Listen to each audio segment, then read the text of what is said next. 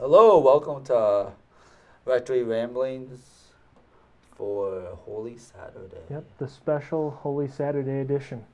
Yes, I Now, forgot to. I shouldn't have said that. Now we're going to have to do something special. Dang it! Uh, Yeah, and I was gonna start out snoring, but I forgot. Oh, all right, we'll just pretend. That's Okay. okay. I'll pretend that I started that way.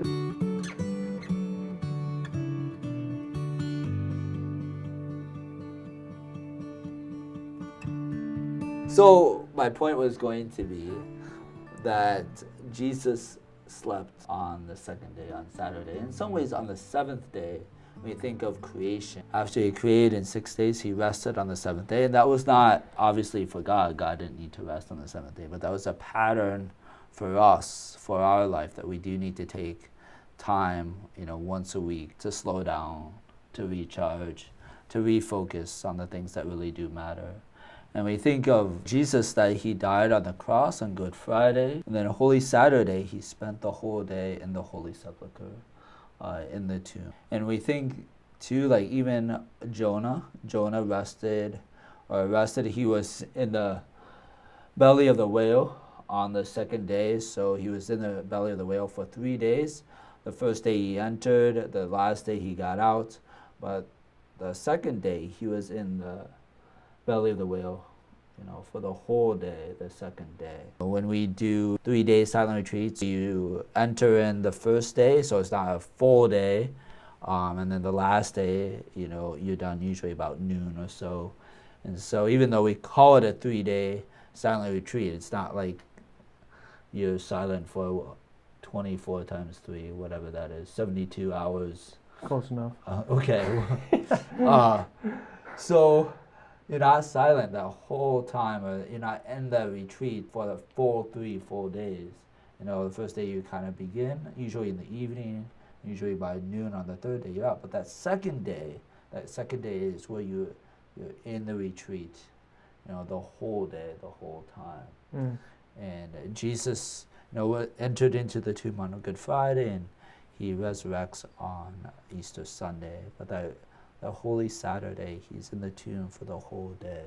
How do we enter into the silence, into that calm, enter into that quietness, that stillness that Jesus' body entered into on Holy Saturday? Amen. So in some ways, though, you get 2 for the price of 1, because Saturday evening we began the Easter celebration, starting with the Easter Vigil. Yeah, Easter technically starts this evening in a few hours, liturgically speaking anyway. And maybe you're familiar with the liturgy that occurs for the vigil for Easter, but there's quite a few readings. I think there's 9 in total, correct? Mm-hmm. There's 7 from the Old Testament and 2 from the New Testament. I don't know if I've ever been to a Mass on the Easter Vigil that's used all the readings before, because that can obviously get pretty long. Yeah, just looking at those readings, because it's quite often the case that we don't get to see all of them. Most of the readings are geared and directed toward the covenant that God made with us. In the Old Testament, how much he loves us. He's merciful within that covenant being broken many, many times along the way. And then we see then in the gospel in the end that it's fulfilled on Easter. Jesus Christ and his death and then resurrection, which is very necessary, is the fulfillment of that covenant. So to start with, we see the creation story and how carefully God creates everything. It's very good.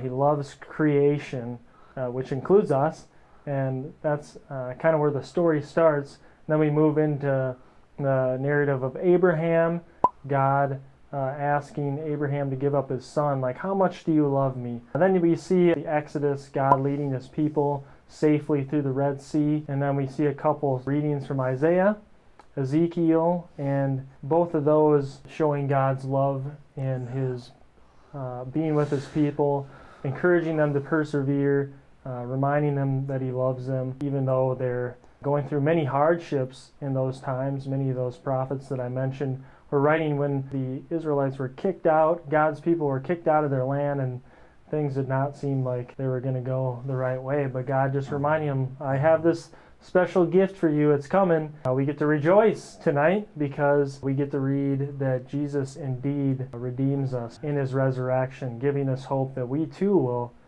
participate in that resurrection someday. So I just think the succession of readings, and if you just sat down, even if you weren't able to catch a Mass in the evening tonight, but just really read through all those readings, that would be a very powerful experience for you.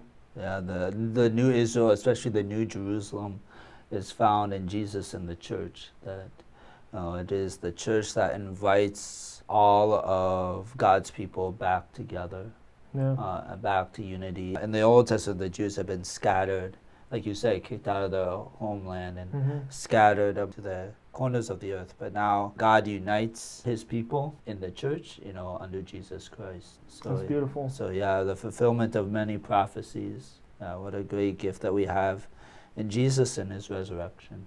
Amen. Tomorrow, we're not going to say it yet because it's not time yet, but we'll be able to say the A word in just a couple hours and sing the Exalt and the Gloria once again. So yeah, so looking forward to that. So I'll probably say the A word a lot in the video for tomorrow. yeah, we'll fully intone that for you. And if you're wondering what the A word is, it's not the bad word. Yeah, right, yeah. Maybe, tune in tomorrow so you can show your kids if they're watching that we're not actually saying anything inappropriate. On that note. Yeah, on that note, maybe we'll cut it off here. Probably went a little overtime today anyway. Yeah, probably, but that's okay. Well, take care and God bless. God bless. I think one year when I was in college, the campus Newman Center did all 9 meetings. And I had finally talked my brother into going with me to Mass, and by the first half hour of Mass, he was about ready to kill me. Yeah, halfway through the readings, it was already an hour, and he's like... Yeah, exactly. Yeah. So, but I'm still alive. Yeah, that's good. He forgave you. Yes. So, sorry. No, that's all right.